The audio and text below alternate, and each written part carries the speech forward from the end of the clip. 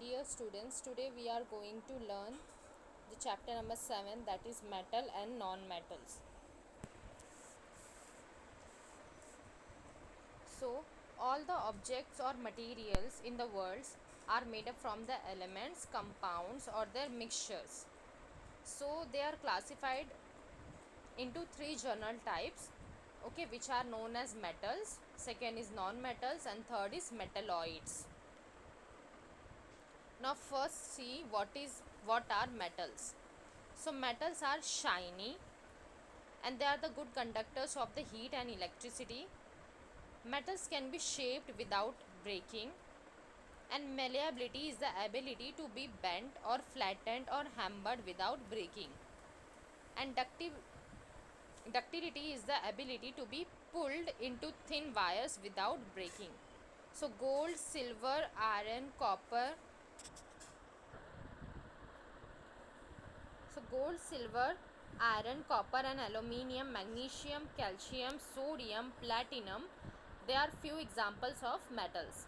And metals have lusters, means they are shiny, they are hard, and metals are good conductors of the heat and electricity. So metals lose their valence electron to produce the positively charged ion, that is known as cation. So all of you know the valence electrons means the number of the electrons which are present in the last shell of an atom. So metal lose the electrons and produce the cations. Now see the physical properties of the metal.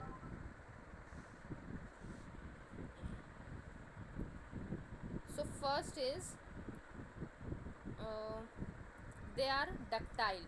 Ductile means when metal is pulled through a hole, it is the wire is formed, and this property of the metal is known as ductility. Means the formation of the wire from the metal is known as ductility. And they are malleable, means they can be bent into any shapes. For example, take an iron nail, place it on a platform and keep on hammering it. After some times you will see a thin sheet is forming, and this property is known as malleability of the metals. Now third is they are sonorous. Sonority means uh, producing the sounds. For examples, electric bell, all of you know, and they are made up of the metal, made up from the metal. So they are sonorous, means they can produce the sound on striking. Fourth is they are good conductors of heat and electricity. So electricity can be easily passed through the metals.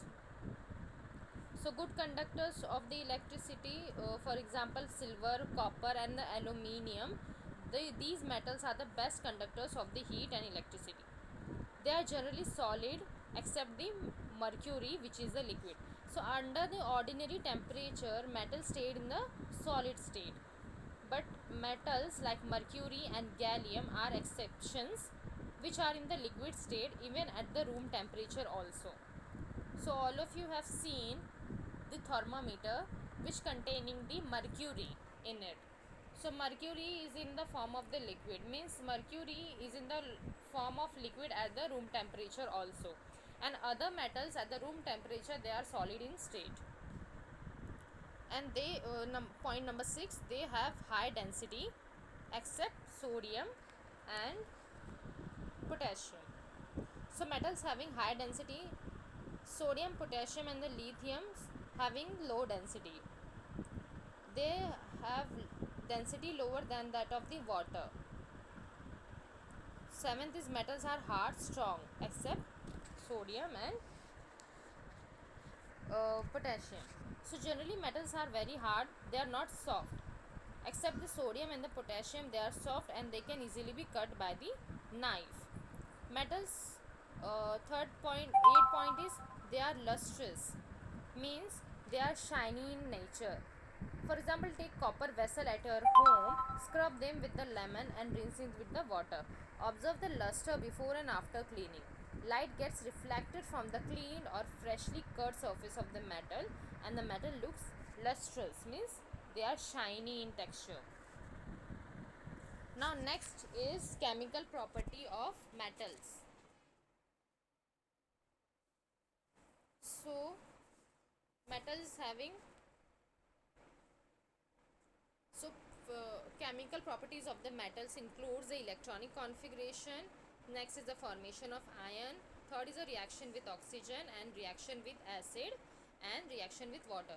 So first is the electronic configuration. So as all of you know, the electronic configuration means the distribution of the electron in the different shells or the orbit is known as electronic configuration.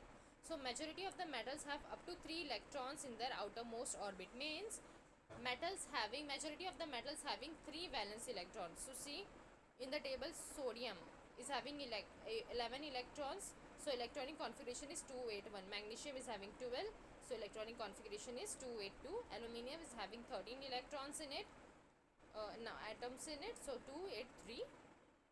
So majority of the metals having 3 electrons in the outermost orbit. Next is formation of the ion. So as I have said previously that metals loses the electron and forms the positively charged cations. So metals have tendency to lose their valence electron to form the positively charged ions. This is known as cations. So first see the sodium, which is having 281 electronic configuration. Sodium loses its 1 means 1 electron means valence electron and forms the sodium ion. Magnesium is having 2 electron in its valence shell, means last orbit, so it can loses easily 2 electrons and forms the magnesium ion. Aluminium is having 3 electron in its outermost orbit, so aluminium can easily loses 3 electrons and forms the aluminium ion. So these are the cations. Now next is reaction with oxygen. So metal can combine with the oxygen to form their oxides. So when metal combines with the oxygen, they form the metal oxides. Metal oxides are basic in nature. Metal oxides reacts with an acid to form the salt and water. So when metal oxide reacts with the acid, it can give you salt and water.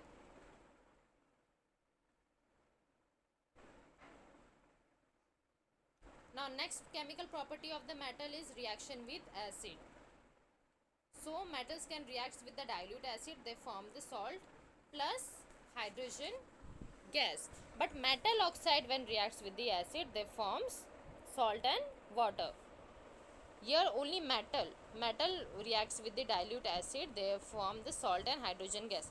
So for example, take dilute hydrochloric acid in the test tube, that is HCl, and then add zinc dust to it.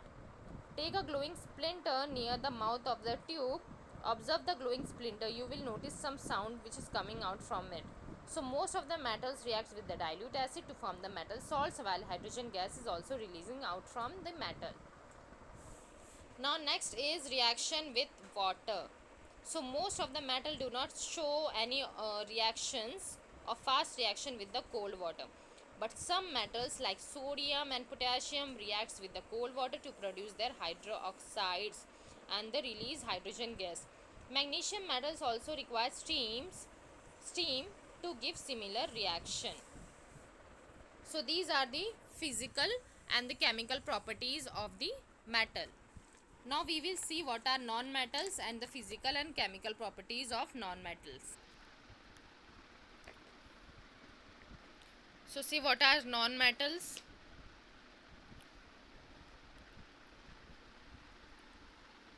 So elements that lack most of the properties of the metal, they are known as non-metals. They are located to the right of the zigzag line in the periodic table.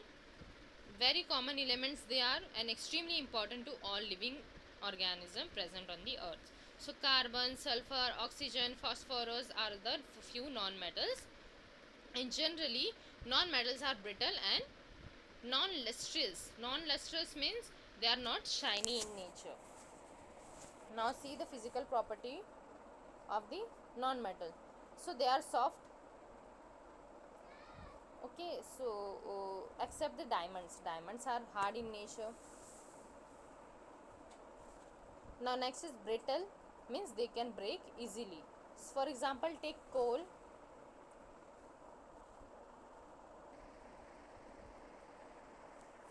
So they are brittle, means they break easily. For example, take coal and hammer it. So coal will breaks out. So solid non-metals are brittle, some non-metals are soft also. Diamond and allotrope of the carbon. Okay, so exceptions, it's because it is a very hardest non-metal. Third is they are dull, they are not shiny, means not luster, they are not shiny in nature, they are very dull. Now next is insulators. So non-metals are very bad conductors of the heat and the electricity, as we know, but except graphite. Okay, graphite is the also allotrope of the carbon. Graphite, diamond, they both are allotrope of the carbon, so which is very good conductors of electricity. Next is mostly colored gas. Okay, so most of the non-metals are mostly colored gas. For example, sulfur, carbon, bromine. Okay, now next is odor or pungent smell. So these are having very pungent smell. Next is ductility and malleability. So non-metals are neither ductile or non-malleable, means they cannot be bent into any other shapes. Okay, or also melting and the boiling point. So non-metals have very low melting and the boiling point, exception the solid non-metals, which is carbon and the boron, melt at a high temperature. Now next is chemical properties of the non-metals. So as we have seen that metals can loses the electron and forms the cations. So opposite from the metals, that is non-metals, gains the electron and forms the anions.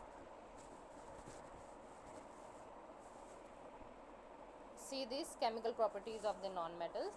So first is electronic configuration. Most of the non-metals having 4 to 7 electrons in its valence shell, outermost orbit, while metals is having up to 3 electron in the outermost orbit, and the non-metals is having 4 to 7 electron in its outermost orbit, as you have see the electronic configuration of nitrogen, oxygen and the chlorine.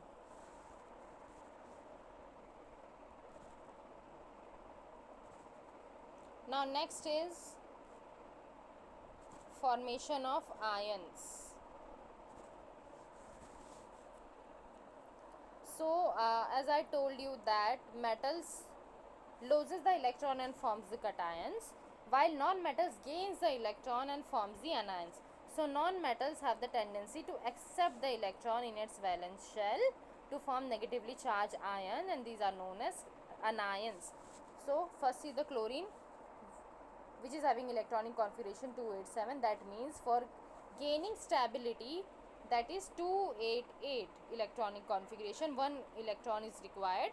So chlorine gains or accept one electron and forms a chlorine ion.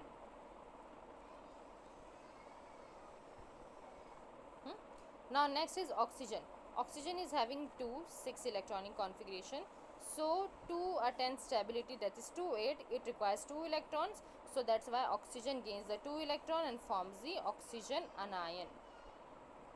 O2 minus, this is chlorine minus.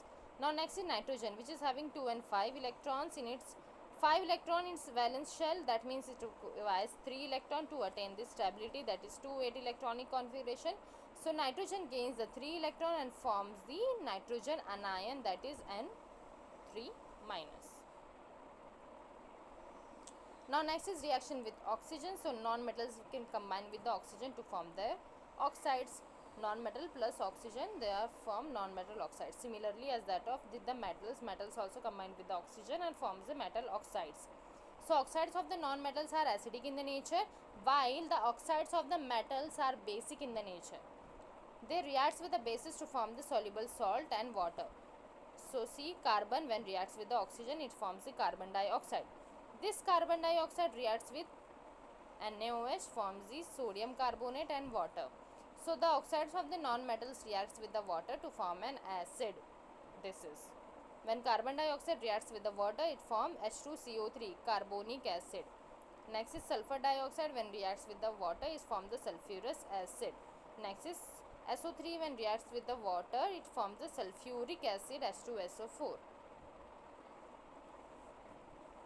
Now the non-metals do not react with the dilute acid, but metals reacts with the dilute acids.